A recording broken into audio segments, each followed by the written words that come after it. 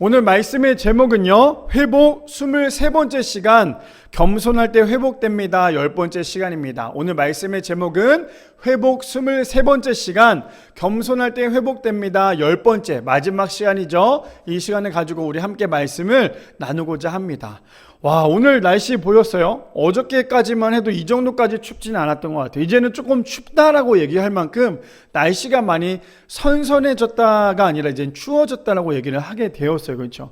와, 그동안에 정말 참 많은 더위 가운데 많이 힘들었죠. 그동안에 참 많이 더웠습니다. 하물며 어제 그저께까지만 해도 비 오기 전까지만 해도 낮 기온은 26도, 27도까지 올라갔었어요. 그렇죠? 그만큼 날씨 온도차가 많이 났었는데 이제는 가을이라고 해야 되죠. 그렇죠? 가을이긴 한데 겨울이 온 것 같기도 하고, 근데 이제 벌써 보니까 가을이 온 것 같아요. 지금 길거리를 보면요, 다 단풍들이 다 많이 색깔도 많이 바뀐 것 같아요.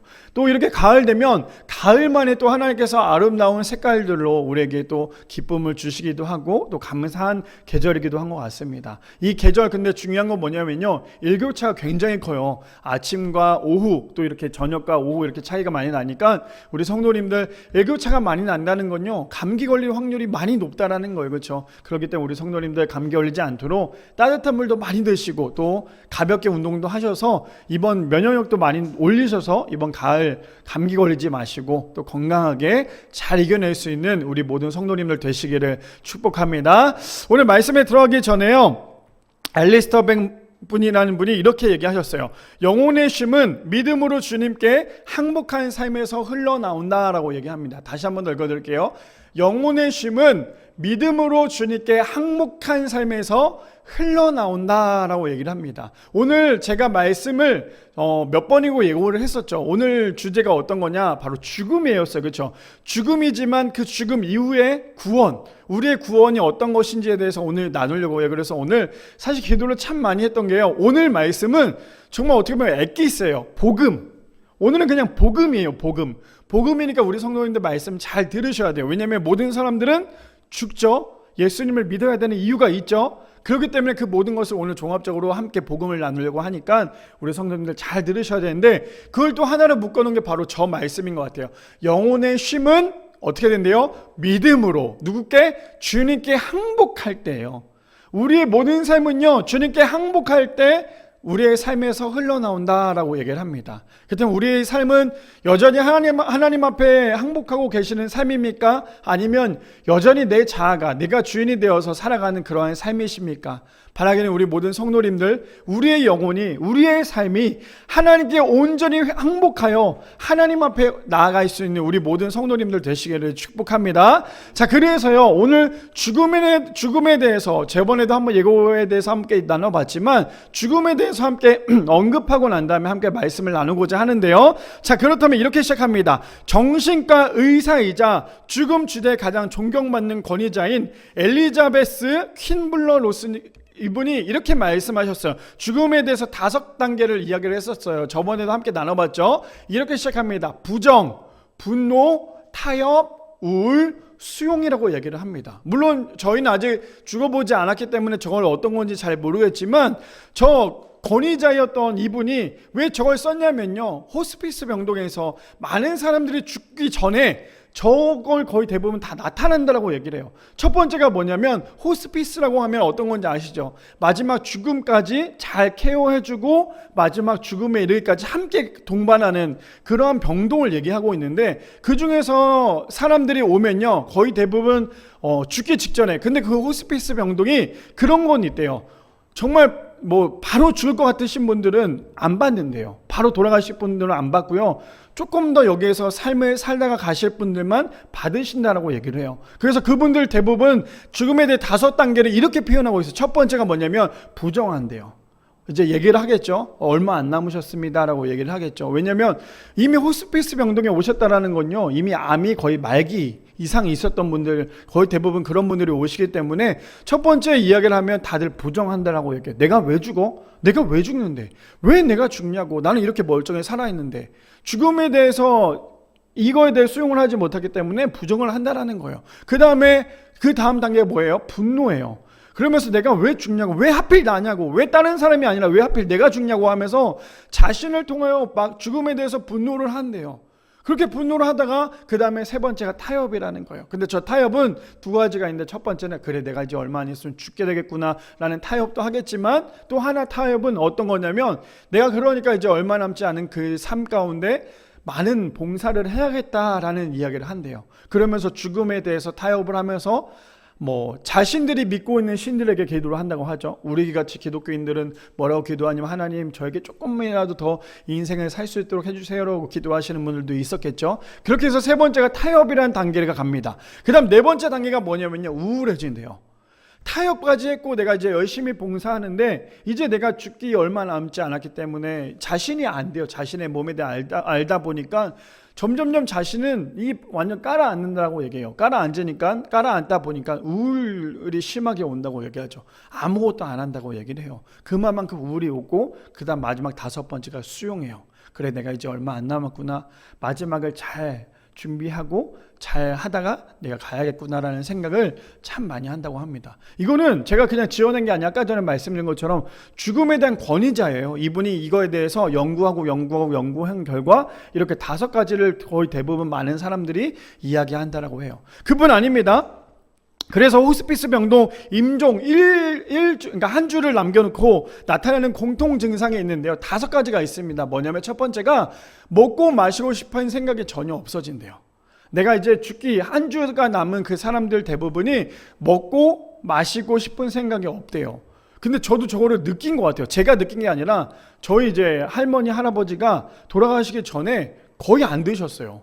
돌아가시기 전에 잘 안 드시는 모습을 보고 난 다음에 저런 모습이 있을 수도 있구나라는 것도 있었고요. 두 번째는 잠자는 시간이 길어진대요. 이제 죽음을 앞둔 사람들은 잠자는 시간이 굉장히 길어진대요. 그래서 3시간 4시간 동안에 내리 잠을 자다가 잠깐 가족의 얼굴을 알아보고서는 다시 깊은 잠에 빠져들기도 한다고 합니다. 그러니까 이제 얼마 남지 않은 그 시간에 잠을 잔다고 하죠. 세 번째로는 몸이 편안해진대요. 그래서 더 이상 내 삶의 고통도 없고 구토감도 없어지고 더는 기침도 일어나지 않는다라고 얘기를 합니다. 그 다음에 네 번째는요, 사랑하는 사람들을 위해서 선물을 준비를 한대요. 그래서 병원에 누워 계시는 분들은 사랑하는 사람들을 위해서 외출을 허락받아서 나가서 선물을 준비하는 것을 볼 수 있다라고 얘기를 하고요. 5번째는 갑자기 기운을 차려서 가족들과 예전 지나간 이야기들을 하기도 하고 덕담을 건네기도 하고 마음속 깊이 간직하고 있었던 이야기들을 꺼내기도 한다라고 얘기해요. 그래서 우리 드라마에서도 봤지만 실질적으로도 본 내용 중에 보면 치매 걸리신 어르신들이 거의 대부분 마지막 돌아가시기 전에 그 치매 증상이 아니라 멀쩡한 상태에서 이야기를 하다가 돌아가신 경우를 보는 경우도 우리가 보기도 하였죠. 그래서 저게 바로 임종 전조 증상이라고 얘기를 합니다. 그래서 저 출처는요, 호스피스 병동 임종 일주일 전에 나타나는 그러한 공통 증상이라고 이야기를 합니다. 자, 저 내용을 봤을 때 제가 그래서 오늘 이 설교를 하기 위해서 책을 한 3-4권 정도 읽었어요. 읽으면서 어떤 생각이 들었냐면, 모든 사람은 결국에 다 죽는구나 라고 생각을 했습니다. 그래서 우리가 하나님을 잘 믿어야 하는 이유, 그래서 우리가 하나님 앞에 나와서 진짜 온전히 하나님을 제대로 믿어야 하는 이유가 바로 이거구나. 내가 지금은 건강한 것 같고 나는 안 죽을 것 같다라고 생각을 하겠지만 우리 모두는 결국에는 어때요? 다 돌아갈 수밖에 없다라는 거예요. 그래서 오늘 조금 무거운 주제이기도 하지만 그만큼 우리가 하나님을 믿어야 하는 가장 중요한 이유라는 사실, 그래서 이것이 복음이라는 사실을 우리가 반드시 알아서요, 오늘 이 말씀을 통해 우리가 온전히 알고 올바르게 알아서 살아가는 것도 정말 중요하지만 더 중요한 것은 우리가 죽는 것을 준비하는 것도 정말 중요하구나. 그 책의 내용을 보면요, 3-4권을 읽어보니까 그 책의 내용은 다 하나로 이야기를 하고 있어요. 뭐냐면 죽음도 잘 준비하십시오. 근데 우리는 보통 죽는다라고 생각을 안 하기 때문에 죽음에 대해서 준비하지 않잖아요. 결국에 죽음을 준비한다는 게 뭐예요? 우리가 이제 곧 하나님 품에 안길 거라는 거에 대해서 잘 준비해야 된다는 거예요.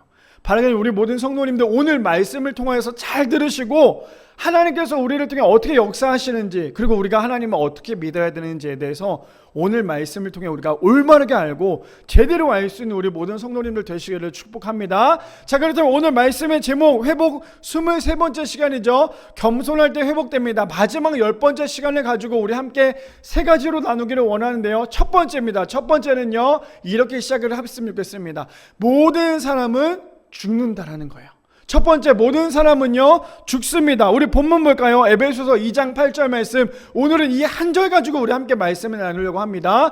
8절에 보니까 이렇게 시작을 하죠. 너희는 그 은혜에 의하여 믿음으로 말미암아 구원을 받았으니 이것은 너희에게서 난 것이 아니요 하나님의 선물이라. 저기서 우리가 알아야 될 건 뭡니까? 구원을 받았으니 하나님의 선물이라는 거예요. 구원을 받았다라는 거, 우리가 하나님 앞에 구원을 받았다라는 거, 중요한 건 뭡니까? 그 은혜에 의하여요. 그 은혜가 무엇입니까? 예수 그리스도를 인하여서 우리가 믿음으로 하나님께 받은 것은 내가 잘해서가 아니라, 내 행위대로 내 뜻대로 행해서가 아니라 그 모든 것이 하나님의 선물이라는 거예요. 그래서 이 구원이 정말 중요해요. 많은 사람들이 이야기하죠. 사후세계는 없어. 사후세계는 없다니까? 죽음을 끝이지 무슨 사후세계가 있어. 자, 우리 성도님들 어떻게 생각하세요? 사후세계 없다고 생각하십니까? 우리가 하나님을 믿고 있다면요, 사후세계는 반드시 있습니다. 왜요? 성경에도요 반드시 이야기하고 있어요. 사람이 죽고 난 다음에 있는 이야기들을. 그래서 우리가 그렇게 얘기하죠. 우리의 본향은, 지금 우리가 이 세상에 살아가는 이 순간들은 뭡니까? 어떻게 보면 이 세상 가운데 우리가 잠깐 머무는 소풍 같은 시간들이라면 결국에는 우리가 돌아가야 될 곳은 어디예요? 하늘나라잖아요. 저번에도 한번 제가 이렇게 언급했었죠. 우리가 아무리 좋은 여행지에 가서 여행을 한다 해도요, 결국에는 우리는 어디로 돌아가야 돼요? 집으로 돌아가죠. 여행을 하다 보면 여행하기 전이 가장 좋죠. 그렇죠? 짐을 막 싸고 이럴 때 너무너무나 행복해요. 아, 난 이제 여행 가는구나. 너무너무나 기쁩니다. 근데 여행을 가서 여행을 하고 있어요. 그럼 여행을 하다가 마지막 시간이 지나가면 어떤 생각이 제일 많이 드세요? 아, 빨리 집에 가서 쉬고 싶다 라는 생각을 참 많이 하잖아요. 그렇죠? 결국엔 뭐예요? 아무리 좋은 여행지에 있다 할지라도 결국에 우리가 있어야 될 것은 어디입니까? 결국에 우리 집이라는 거예요. 그러면 우리가 지금 이 세상 가운데 살아가는 것은 우리가 여기에서 계속 있는 것이 아니라요, 결국에는 우리의 영원한 집인 천국을 향해 살아가는 거예요. 지금 잠깐 있는 거, 때로는 어떤 분들은 100년까지 살기도 하겠죠. 또 어떤 분들은 조금 짧게 사시는 분들도 있을 거예요. 근데 그 시간 동안 우리가 이곳에 있다라는 거 결국에 뭐예요? 세상 가운데 하나님께서 보내주신 소풍과 같은 시간이라는 거예요. 그렇다면 이제 우리가 해야 할 것은 하나님 나라 가는, 원래 우리 집은 본향인 천국을 향해서 우리가 잘 준비해야겠죠. 그러니 천국에 가는 것도 우리의 힘으로 갈 수 있는 게 아니에요. 하나님의 선물이라는 거예요. 자, 그렇다면 우리 말씀을 좀 볼까요? 창세기 1장 27절에서 31절에 보면요, 하나님께서 원래 죽기 전에, 우리가 죽음이라는 것을 이야기하기 전에 하나님께서 사람을 만드셨던 목적이 있어요. 이렇게 얘기합니다. 하나님이 자기 형상, 곧 하나님의 형상대로 사람을 창조하시되 남자와 여자를 창조하시고 라고 얘기를 하죠. 하나님께서 사람을 만드셨을 때 너는 내가 만들었으니까 너는 이제 곧 죽을 거야 라고 하나님께서 말씀하시지 않았어요. 하나님께서 사람을 만드셨을 때는요, 하나님의 형상대로 만들었다는 거예요. 하나님의 사람을 만드신 목적이 무엇입니까? 내가 너와 함께 할 거야. 그리고 너는 내가 살아가면서 나의 영광을 드러내야 돼. 그러니 너는 나의 기쁨이 돼야 돼. 그것이 사람의 목적이었다라는 거예요. 우리가 살아가면서 살아가는 가장 큰 목적이 무엇입니까? 바로 예배예요. 하나님 앞에 우리가 나아가는 가장 큰 목적은, 우리가 살아가는 가장 큰 목적은요, 잘 먹고 잘 살고 좋은 것을 누리는 그런 삶도 너무너무나 행복하겠지만 더 큰 본질은, 우리가 살아가는 가장 큰 이유는요, 하나님 앞에 예배하기 위해 우리가 살아가야 한다는 거예요. 왜요? 하나님의 형상대로 우리는 만들어졌기 때문이에요. 그뿐 아니죠. 31절에 그래서 하나님 뭐라고 말씀하십니까? 하나님이 지으신 모든 것을 보시니 보시기에 심히 좋았더라. 저것이 뭐예요? 마지막 인간을 만들고 난 다음에 하나님께서 감탄하시는 거예요. 보시기에 심히 좋았더라. 그런데 하나님께서 사람을 만들었을 때 너네들 이제 곧 죽을 거야 라고 생각하시지 않았겠죠. 그렇게 만들고 싶지도 않았어요. 왜요? 죽음이라는 것은 결국에 얼마나 공포예요. 얼마나 두려움이에요. 하나님께서 사람에게 공포와 두려움을 주기 위해서 사람을 만들었을까요? 그렇지 않았다는 거예요. 죽음이라는 것은요, 한 글자로 말하면 소멸이에요. 죽음이라는 것은 소멸이에요. 사라지는 거예요. 우리의 육신은 완전 사라지잖아요. 하나님께서 그런데 사람을 만드신 목적은 내가 너네들이 얼마 있다가 살다가 나에게 와, 다시 죽어야 돼, 다시 돌아가야 돼, 이게 아니었어요. 근데 사람을 만들고 난 다음에 하나님께서 보시기에 심히 좋았다라고 말씀하시죠. 그런데 사람들이 행했던 건 뭡니까? 죄로 인해서 사람들이 죽게 되잖아요.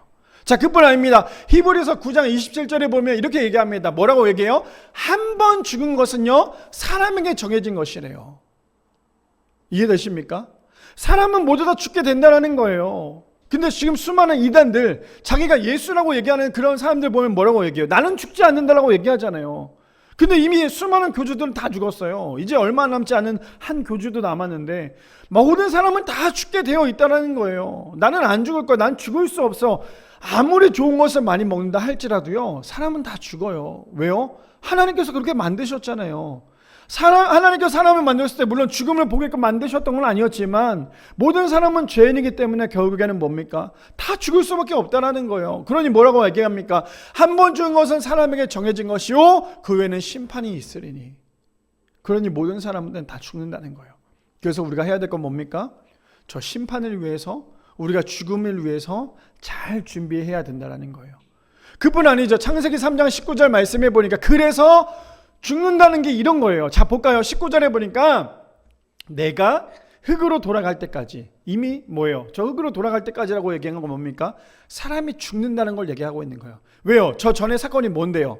선악과를 따먹었잖아요. 죄가 들어왔잖아요. 하나님께서 이야기했는데 이 사람들은, 이 아담과 하와는 뭐예요? 이미 하나님으로부터 거짓말도 하기도 하고 속이기도 하기도 하고 하나님의 말씀을 변질시키기까지 했다는 거예요. 그러니 사람들에게 죄가 들어오니까 뭐라고 말씀하십니까? 내가 흙으로 돌아갈 때까지 얼굴에 땀을 흘려야 먹을 것을 먹으리니 내가 그것을 취함을 입었음이니라. 이거는 사는 거죠. 근데 어떻게 됩니까? 마지막 끝은 너는 흙이니 흙으로 돌아갈 것이니라. 흙으로 돌아간다라고 말을 해요. 성경에서 이야기하고 있다는 걸 뭐라고요?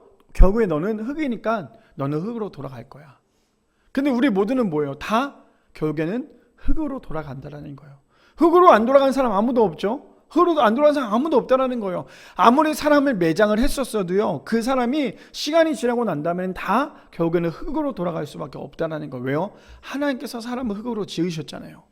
자, 그뿐 아닙니다. 제가 오늘 한 사건을 가지고 왔는데 오늘 이 한 사건이 우리 성도님들에게 도전이 되기를 소망합니다. 그게 뭘까요? 누가복음 16장에 보니까요 22절에 두 사람이 나옵니다. 뭐라고 나올까요? 22절에 첫 번째 현대인의 성경입니다. 어느 날 거지가 죽어 천사들의 인도로 아브라함에게 품격 안겼고 부자도 죽어 땅에 묻혔다. 누가 나옵니까? 거지 나사로가 나온다라는 거예요. 저 말씀은요 비유의 말씀이에요. 23절에 보니까 부자가 지옥에서 고통을 당하는 중에 쳐다보니 멀리 아브라함이 보이고 나사로는 그의 품에 안겨 있었다라고 얘기합니다. 저 두 사람의 공통점이 뭔지 아세요? 한 사람이 누굽니까? 거지 나사로였어요. 또 한 사람은요 부자였어요. 근데 부자와 거지 나사로의 공통점이 뭔지 아세요? 공통점? 저 두 사람의 공통점이 뭔지 아십니까? 바로 죽었다라는 거예요. 아무리 세상 가운데 잘 살아도요 죽어요. 아무리 세상 가운데 못 살아도 죽는다라는 거예요. 이해되십니까? 무슨 말인지? 사람은 모두 다 죽게 되어 있어요. 근데 오늘 저 두 인물에 대해서 이 사람들이 이 세상 가운데 살아가면서 어떻게 살아갔는지, 그리고 이 사람들이 어떻게 죽었는지에 대해서 오늘 이 말씀을 통해 우리의 삶이 도전이 되었으면 좋겠어요. 과연 나는 부자 같은 삶을 살기를 원하는지, 아니면 너무너무나 안타깝고 내 몸에 종기가 있어서 강아지들이 핥아먹을 만큼 정말 처절한 인생을 살았음에도 불구하고 그런 인생이 어떠한 인생인지를 우리가 함께 오늘 좀 묵상해보는 시간이 되었으면 좋겠어요. 과연 죽음은 과연 어떤 것인지 우리 함께 말씀을 나눠봤으면 좋겠습니다. 그래서요 우리가 살아가야 될 우리의 죽음이 어떤 죽음이 되어야 됩니까? 저는 우리 성도님들, 여기 앉아 계신 우리 모든 성도님들이 이런 죽음이 되었으면 좋겠어요. 어떤 죽음이요? 시편 116편 15절에 이렇게 현대인 성경 얘기합니다. 여호와께서는 성도의 죽음을 소중하게 보신다. 저는 여기 앉아 계신 모든 성도님들의 죽음이 하나님께서 보시기에 소중한 죽음이 되기를 소망합니다. 우리의 죽음이 처절하고 안타깝고 정말 불쌍한, 다시는 돌아오지 못할 강을 건너가는 것이 아니라 우리의 모든 죽음이요 정말 소중한 죽음이 되기를 소망합니다. 그렇다면 우리의 소중한 죽음이 되기 위해서는요 예수 그리스도를 제대로 믿어야 돼요.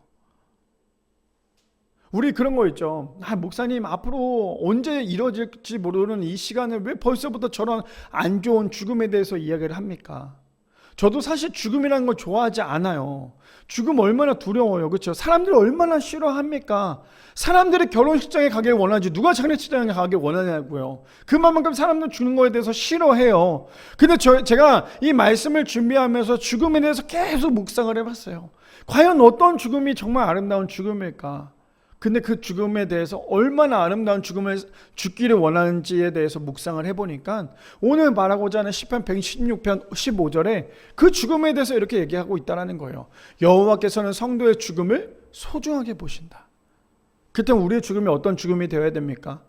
너무나 안타깝고 너무나 슬프고 너무나 고통스러운 죽음이 아니라 하늘의 소망을 두는, 땅의 슬픔을 이겨낼 만큼 하늘의 소망을 두고 살아가야 되는 것이 우리의 죽음 아닐까요?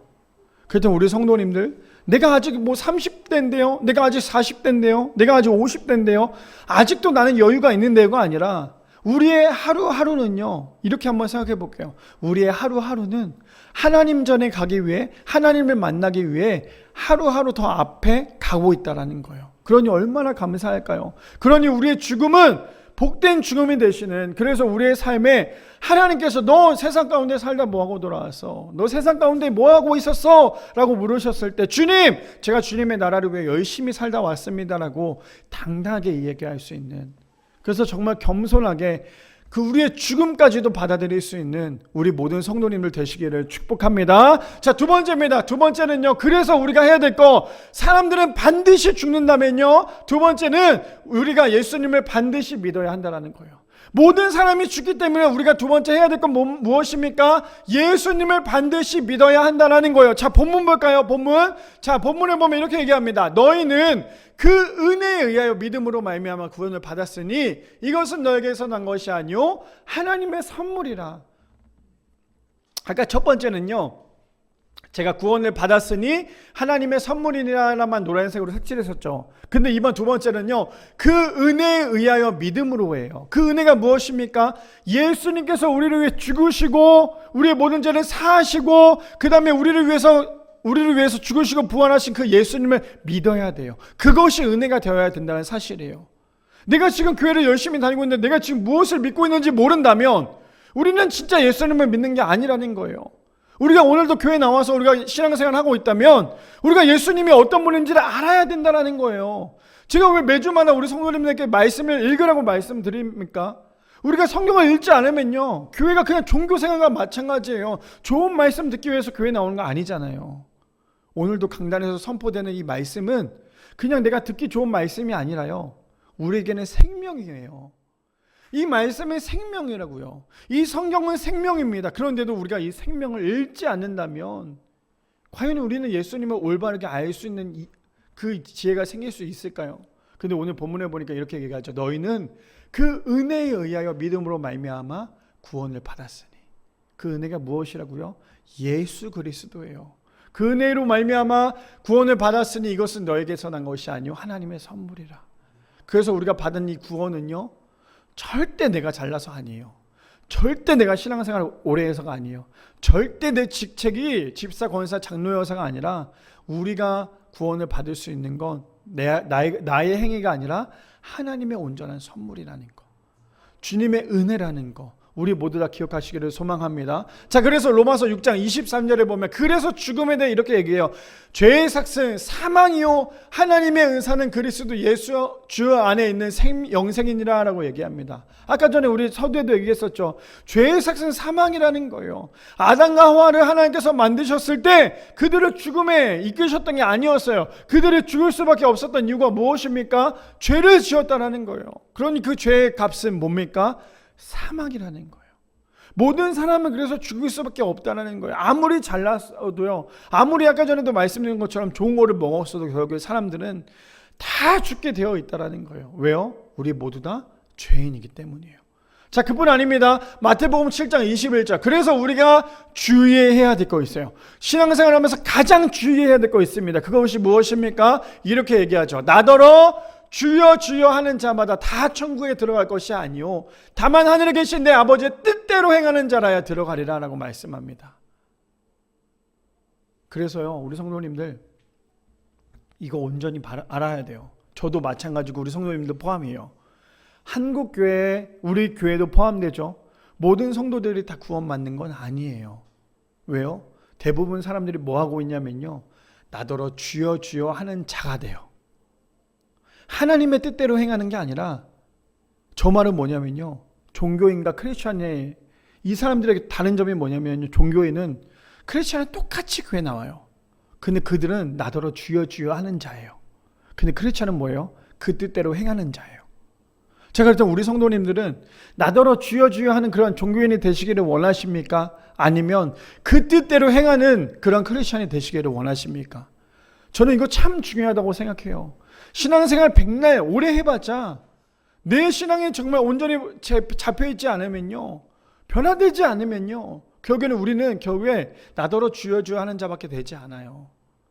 근데 아직도 수많은 성도들이, 수많은 목회자들이 저 21절에 나더러 주여 주여 하는 자마다가 돼버리고 있다라는 거예요. 우리 성도님들이 해야 될 건 무엇입니까? 내가 오늘도 교회 나왔어, 내가 오늘도 이 시간에 왔어, 시간대 오려고 교회 나오신다는 건 결국에 나더러 주여 주여 하는 자랑 똑같다라는 거예요. 교회는 시간대로 나오는 게 아니에요. 내가 오늘 예배 드렸으니까, 내가 오늘 예배를 해치웠다라고 생각한다는 건 나더러 주여 주여 하는 자랑 똑같다라는 거죠. 근데 우리는 때로는 항상 저럴 때가 많다라는 거죠. 주일날 교회 예배 시간만 되면 어때요? 교회 나오죠. 그 다음에 시간을 봐요. 오늘 목사님 설교가 좀 기네. 오늘 목사님 설교 좀 짧게 하지. 제가 왜 이렇게 설교를 길게 하겠어요? 이렇게 길게 하다가 짧게 하면 우리 성도님들이 기뻐하겠지만, 제가 짧게 하다가 길게 하면 불평불만하겠죠. 그래서 제가 이 시간에 계속 최대한 맞추려고 해요. 근데 우리 성도님들 중요한 건 뭐냐면요, 오늘도 이 자리에 나왔다면, 그래요, 이렇게 얘기할게요.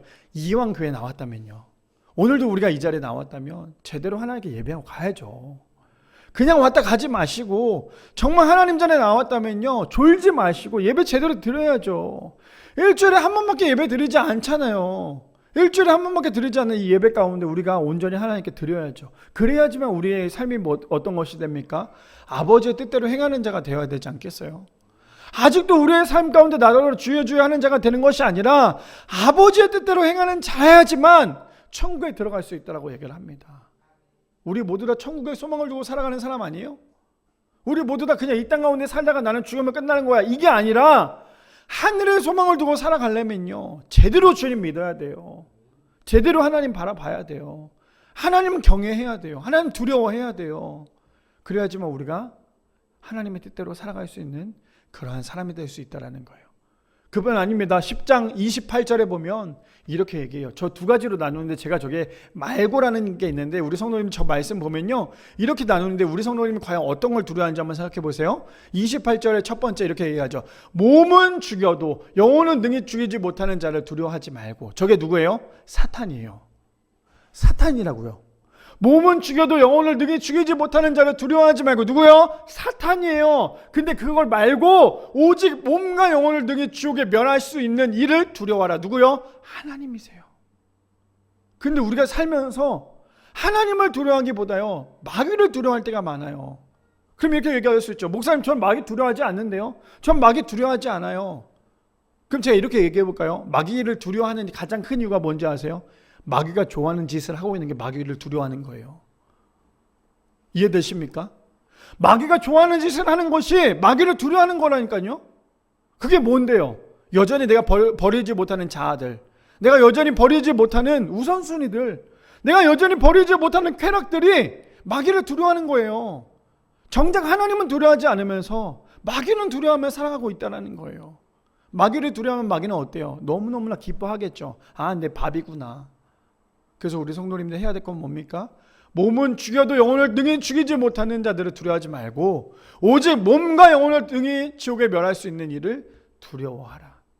우리가 두려워할 것은 무엇입니까? 마귀가 아니에요. 하나님의 말씀 앞에 우리가 온전히 설 수 있는 우리 모두가 되기를 소망합니다. 그래서 요한복음 14장 6절에 우리가 왜 예수님을 믿어야 됩니까? 이 말씀이에요. 예수께서 이르시되 내가 곧 길이요 진리요 생명이니 나로 말미암지 않고는 아버지께로 올 자가 없느니라. 예수님만이 구원이시기 때문이에요. 우리가 예수님을 반드시 믿어야 되는 이유는 제가 이렇게 아무리 얘기해도요, 저것이 우리에게 와닿지 않는 이유는요, 아직 구원이 어떤 건지 모르기 때문이에요. 근데 구원이 뭔지 아는 사람은요, 우리가 왜 예수님을 믿어야 되는 가장 큰 원인은 바로 예수님만이 구원이시기 때문이에요. 제발 사람 의지하지 마세요. 제가 저번 주에 설교한 거 가지고 쇼츠를 올렸어요. 쇼츠를 올려가지고 했더니 와, 사람들이 너무 많이 봤어요. 유튜브에서는 뭐 조회수가 700개가 넘어갔고, 제가 인스타그램에, 우리 교회 인스타그램에 올렸더니 1300개가 넘어갔어요.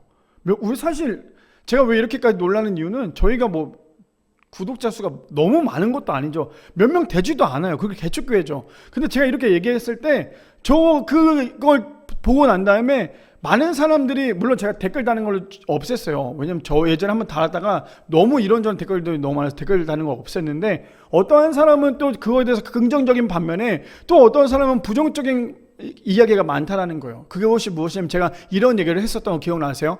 제가 교회에서 사람을 바라보며 상처를 받습니다. 그러면 다시는 교회에 돌아올 수 없으니까 교회에서 사람을 보지 말고 하나님을 바라보십시오. 그러면 다른 교회라도 가서 예배드릴 수 있습니다. 이걸 제가 편집을 하다 보니까 물론 그거에 대해서 오해하시는 분들도 있었어요. 아니, 이렇게 메시지를 남기면 교회에 돌아올 수 있겠습니까? 라고 댓글을 다는 사람들도 있었다라는 거예요. 무슨 말이냐? 제가 말하는 건 뭐냐면, 우리가 신앙생활 앞에 교회에 다니면서 사람을 바라보면요, 우리가 다른 교회 갈 수 없다는 이유는 뭐냐면, 우리가 소망을 두고 사는 건 뭐예요? 구원이잖아요. 하나님이잖아요. 근데 사람을 바라보면 결국에는 우리가 구원을 놓치고 살아갈 때가 많다라는 거예요. 우리가 살아가야 될 건 무엇입니까? 하늘의 소망. 그래서 제가 계속 간절하게 얘기했던 건 뭐냐면, 저의 마음은 그거였어요. 우리 교회가 아니어도 됩니다. 다른 교회가 아니어도 됩니다. 더 좋은 교회가 있다면 더 좋은 교회라도 가서 신앙생활 하십시오. 절대 주님을 떠나지 마십시오. 저는 그런 안타까운 마음으로 이야기를 드린 거예요. 무슨 말인지 이해되십니까? 그래서 제가 저 말씀이 우리 성도님들에게 꼭 전해야 될 말씀이 뭐냐면요, 예수님만이 길이고 진리고 생명이라는 거예요. 어느 교회든지 지금 하나님은 계세요. 우리 미랄교회만 하나님이 계신 게 아니라요, 옆에 있는 교회도 하나님은 계신다라는 거예요. 한국교회 어느 곳에, 아니 전 세계적인 어느 교회에서도요, 하나님은 여전히 우리의 예배를 받아주고 계시고 있다라는 거예요. 그러니까 제가 얘기하고자 하는 건 뭐냐면, 그럼에도 불구하고 그 구원의 이름은 예수 그리스도라는 거예요. 그래서 우리가 반드시 알아야 될 거, 우리가 이단에 빠지지 않은 가장 큰 그 이유는 뭐냐면요, 예수님이 누군지를 온전히 알면 이단에 빠질 이유가 없다라는 거예요. 왜요? 오늘 말씀 뭐라 그래요? 예수께서 이르시되 내가 곧 길이요 진리요 생명이니 나로 말미암지 않고는 아버지께로 올 자가 없느니라. 예수님이 구원의 연결 통로예요. 예수님이 구원의 연결 통로라는 거예요. 예수님을 믿어야지만 우리가 아버지께 갈 수 있는 거예요. 이해되십니까? 그래서 우리가 예수님을 반드시 믿어야 되는 가장 큰 이유라는 거예요. 그리고 마지막에 누가복음 16장 27절에서 31절에 아까 전에 다시 부자와 거지 나사로의 사건을 다시 한 번 더 끌어와 볼게요. 자, 27절에 그래서 이렇게 얘기하죠. 그러자 부자는 제발 부탁입니다. 그렇다면 나사로를 내 아버지의 집에 보내십시오 라고 얘기하죠. 내 형제가 5명이나 있는데 나사로를 보내 그들에게 경고하여 내 형제들만이라도 이 고통받는 곳에서 오지 않게 해주십시오 라고 애원하고 있어요. 누가요? 부자가요. 그런데요, 29절에 보니까 그러다 아브라함은 그들에게 모세와 예언자들이 있으니 그들의 말을 들으면 될 것이다 라고 말을 하고 있어요. 무슨 말인지 이해되십니까? 지금 아브라함은 뭐라고 얘기하고 있어요? 지금 너네들에게 전해줬던 그 메시지가 있으니까 그 메시지를 듣기만 하면 되라고 얘기하죠. 그런데 지금 부자는 뭐라고 얘기합니까? 이렇게 얘기하고 있어요. 그때 부자가 아버지 아브라함이요, 그렇지 않아요. 죽었다가 살아난 사람이 가면 그들을 회개할 것입니다. 저게 한국교회의 실상이에요. 어떤 건지 이해되세요? 그래서 간증이 정말 무서운 거예요. 제가요, 죽었다가 살아났어요 라고 하면서 이야기하시는 분들 참 많잖아요. 저 지금 부자는 어떤 것이 본질인지 모르고 있는 거예요. 저 부자의 본질은 무엇입니까? 아무리 어떤 사람이 이야기한다 한들 듣지 않아요. 그런데 거지 나사로는 진짜 죽었다가 살아났기 때문에 이 사람이 얘기하면 듣는다니까요. 지금 그걸 아브라함에게 얘기하고 있다는 거예요. 그랬더니 아브라함이 뭐라고 얘기합니까? 31절에 이렇게 얘기합니다. 아브라함은 그들은 모세와 예언자들의 말을 듣지 않으면 비록 죽은 사람이 다시 살아난다 해도 그들이 믿지 않을 것이다 라고 얘기합니다. 믿음이 뭔지 아세요? 믿음이? 로마에서 보니까 믿음은 들음에서 난대요. 모든 사람들이 똑같은 메시지를 들어도요, 어떤 사람은 그 메시지를 통하여 하나님을 만나는 사람들이 있지만, 똑같은 메시지를 듣지만 어떤 사람은 그 메시지 듣고 난 다음에 너무너무나 지루하고 졸리고 하품하고 자는 사람들이 있다는 거예요.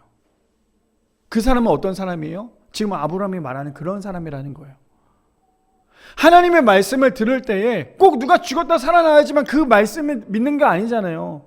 하나님의 말씀은 뭐라고 얘기해요? 이 성경은 뭐라 그래요? 지금도 살아있고 역사하시고 우리의 좌우에 온몸의 모든 것들이 다시금 살아날 수 있도록 이 메시지는 지금도 살아있다라고 얘기를 하고 있어요. 그럼에도 불구하고 이 말씀이 우리가 살아있다라고 생각을 안 하니까요, 자꾸 죽어있는 말씀으로 보고 있다는 거예요. 지금 아브라함은 그렇게 얘기하고 있는 거거든요. 그 부자에게. 저렇게까지 아브라함이 얘기하고 있음에도 불구하고 여전히 많은 사람들은요, 예수님의 메시지는 여전히 전해지고 있지만 많은 사람들은 예수님의 메시지를 귀담아 듣지 않아요. 왜요? 그것이 진짜인지 가짜인지 구분하는 게 아니라 아예 듣기 싫어해요. 여전히 기독교는 개독교가 돼버렸거든요. 근데 그러기 위해서는 우리가 해야 될 건 뭐냐면요, 기독교는 기독교인답게 행동해야 돼요. 기독교는 기독교인답게 행동해야 된다는 거예요. 지금 한국교회가 우리 대한민국이 얼마나 위기에 있습니까? 지금 수많은 사람들이 그 죄가 죄인지도 모르고 있어요. 얼마나 안타까운 순간이 있다는 거예요. 그럼에도 불구하고 그 메시지를 제대로 듣지 않으니까요, 여전히 저렇게 얘기하고 있어요. 그들은 모세와 예언자들이 말을 듣지 않으면 비록 죽은 사람이 다시 살아난다 해도 그들을 믿지 않는 것이다 라고 얘기해요.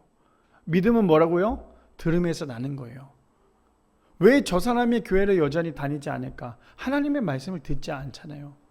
교회를 나왔어도요, 예배를 드렸어도요, 설교를 들었어도요, 제대로 듣지 않기 때문에 믿음이 생기지 않는 거예요. 교회만 왔다 갔다 하면 종교인이 될 수밖에 없다라는 거예요. 바라기는 우리가 예수님을 믿어야 되는 이유가 무엇입니까? 예수님만이 우리에게 구원이시기 때문임을 우리 모두 다 기억하시길 바랍니다.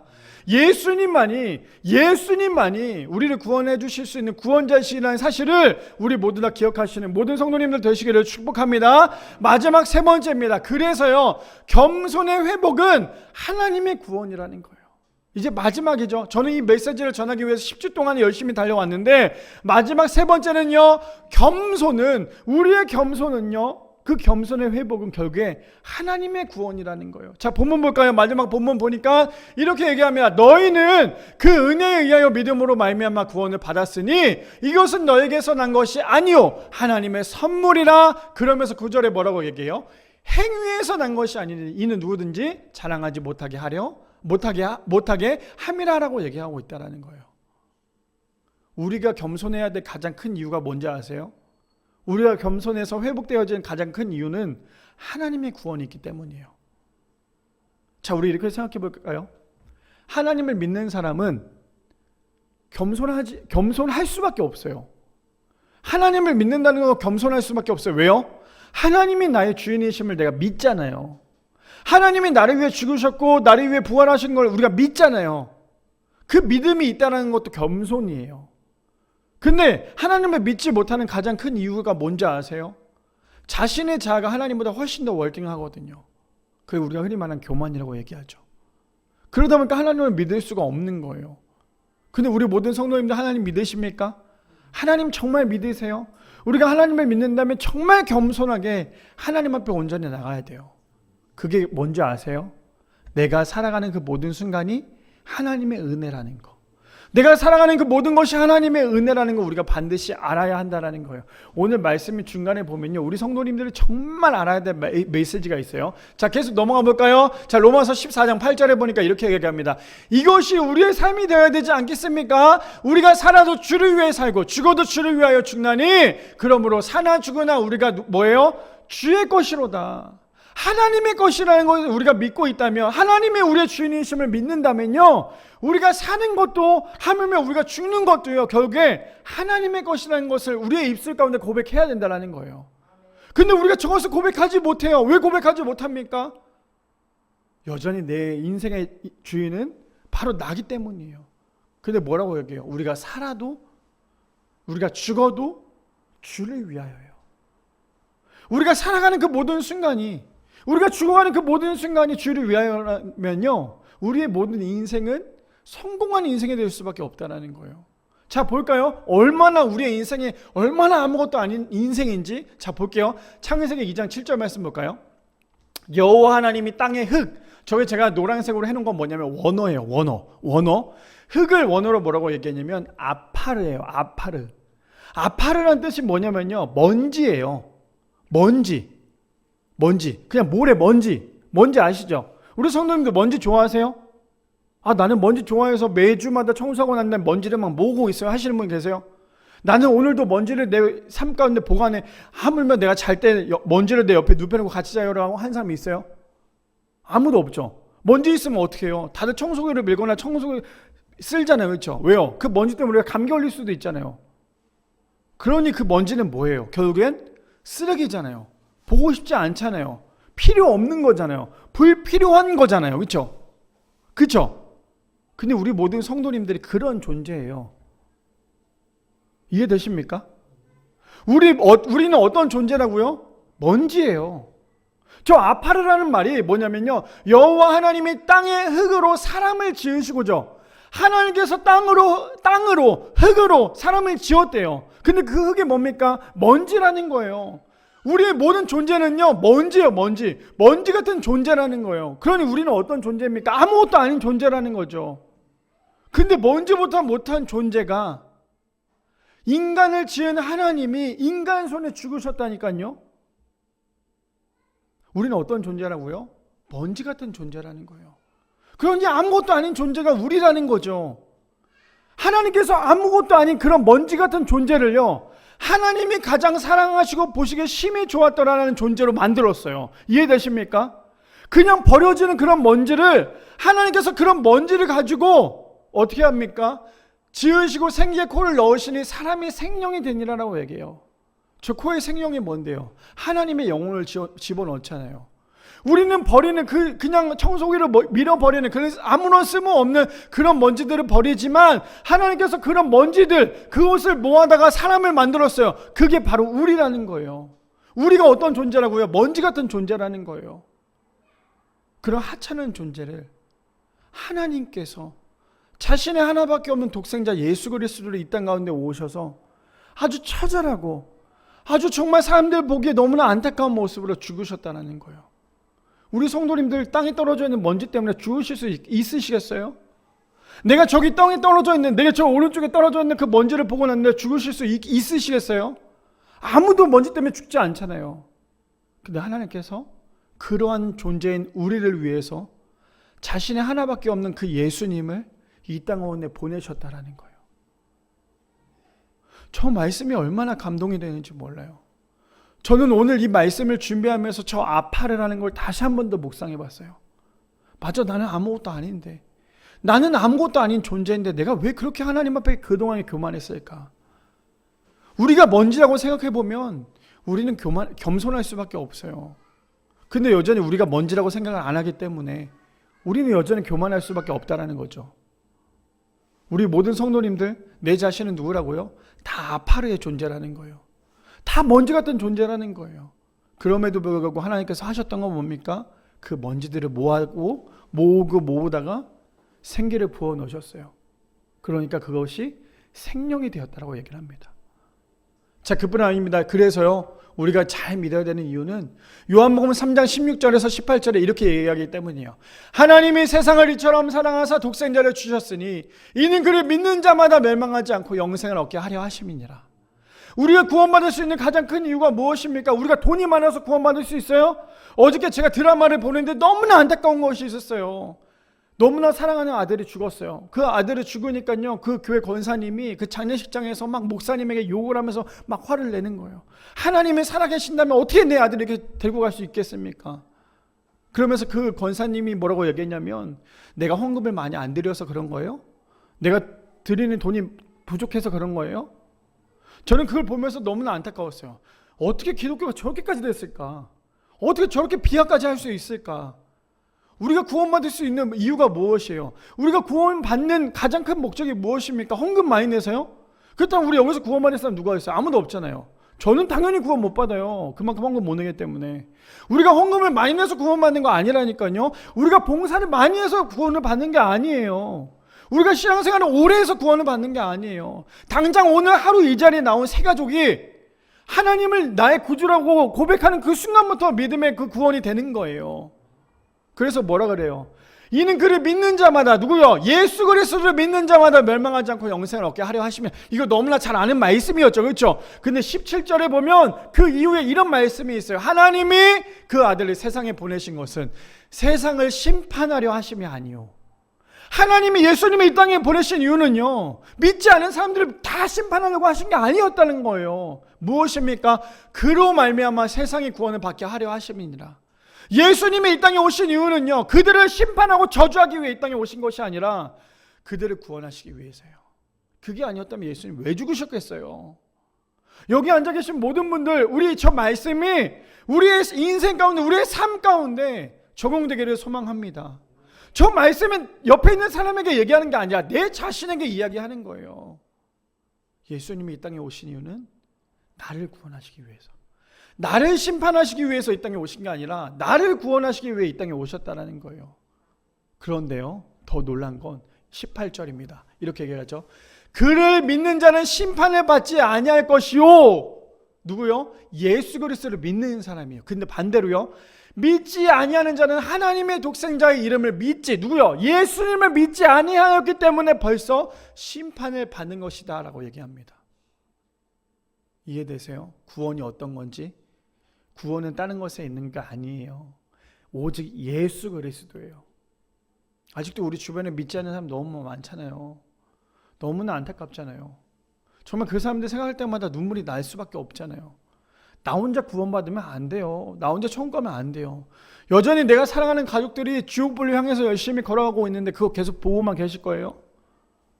우리가 지금 우리 눈에는 보이지 않는다 하지만 우리가 보인다고 아마 생각을 해보세요. 믿지 않는 사람이 저기 지옥불을 향해서 열심히 걸어가고 있어요. 근데 난 하나님 믿고 있기 때문에 천국에 있고요. 그럼 그 사람들을 봤을 때 어떤 마음이겠어요? 아, 그래, 저거 봐, 내 교회 가지 않고 교회도 안 가더니 지옥 가네, 잘됐다, 이렇게 생각하실 거예요? 내 사랑하는 가족들이 그런데? 만약에 내 아이가, 내 자녀들이 지옥을 향해 가고 있다, 내 아내가 지옥을 가고 있다, 우리 부모님이 지옥을 가게 열심히 걸어가고 있다, 그러면 지금 우리가 해야 될 거 뭐냐면요, 달려가야죠. 지옥불을 향해 가고 있는 그 사람을 향해서 달려가야죠. 그걸 붙잡아야죠. 절대 가면 안 된다고, 거기 가면 너 끝이라고, 그 사람 꼭 붙잡아야죠. 근데 우리 그런 마음 없잖아요. 나만 잘 믿으면 되니까. 지옥에 가? 어쩔 수 없지 뭐. 지금 이것이 우리의 마음 아닐까요? 그러니까 우리가 흔히 말하는 전도하지 않잖아요. 전도가 뭐예요? 교회 배불리려고? 교회 크게 만들려고? 이걸 전도라고 생각하면요, 그 전도 절대 못해요. 전도가 무엇입니까? 한 영혼을 천하보다 귀하게 여기는 것이 전도라는 거예요. 이해되십니까? 그러니 우리가 울어야 될 것은, 우리가 진짜 울어야 할 것은요, 믿지 않은 사람들이, 믿지 않은 가족들이, 믿지 않은 자녀들이 지옥불로 향해 가고 있는 그 모습을 보고 난 다음에 우리는 울어야 돼요. 그것이 우리의 마음이 되어야 되지 않겠어요? 자, 그래서 마지막 누가복음 16장 19절에서 21절 마지막 사건이죠. 저는 이 메시지가 마지막 우리 성도들에게 주어지는 그런 도전이 되었으면 좋겠는데요. 자, 19절에 등장합니다. 아까도 우리가 중간이랑 마지막을 이야기했다면 이제는요, 이 말씀의 첫 번째예요. 이제 사람들이 등장하는 내용인데 19절에 보니까 이렇게 얘기하죠. 한 부자가 있어 자색 옷과 고운 베옷을 입고 날마다 호화롭게 즐기더라. 누가 나와요? 한 부자가 등장을 합니다. 저 사람은 어떻게 살고 있어요? 아주 화롭게 살고 있다는 거예요. 아주 좋은 옷을 입고 있고요. 그 사람은 우리가 말하고 있는 지금 이 세상 가운데 슈퍼카를 타면서 가장 좋은 집을 살면서 가장 맛있는 음식을 살면서 아주 배부르게 살고 있는 사람이 저 부자예요. 이해되십니까? 현대판으로 얘기하자면. 그런데 한 사람이 또 등장을 해요. 그러한 부자가 있다면 이번에는 어떤 사람이에요? 그런데 나사로라 하는 이름하는 한 거지가 나와요. 한 거지. 근데 헌데투성이로 그의 대문 앞에 버려졌대요. 이 거지는 얼마나 거지냐면요, 온몸에 종기가 자라날 만큼 정말 제대로 먹지도 못하고 그냥 쓰레기장 옆에서 살고 있는, 길거리에 살고 있는 그 사람을 얘기하고 있어요.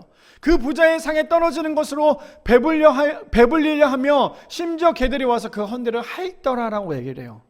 자, 제가 지금 저거에 대해 배경을 얘기했어요. 우리 성도님들 어떤 배경인지 아시겠어요? 부자는 어떠한 삶을 사는지 아시겠어요? 아주 좋은 삶을 살았어요. 지금 우리가 살고 싶어 하는 삶이잖아요. 그렇죠? 근데 거지가 나왔어요. 이 거지는 정말 너무나 안타깝고 처절한 인생이었어요.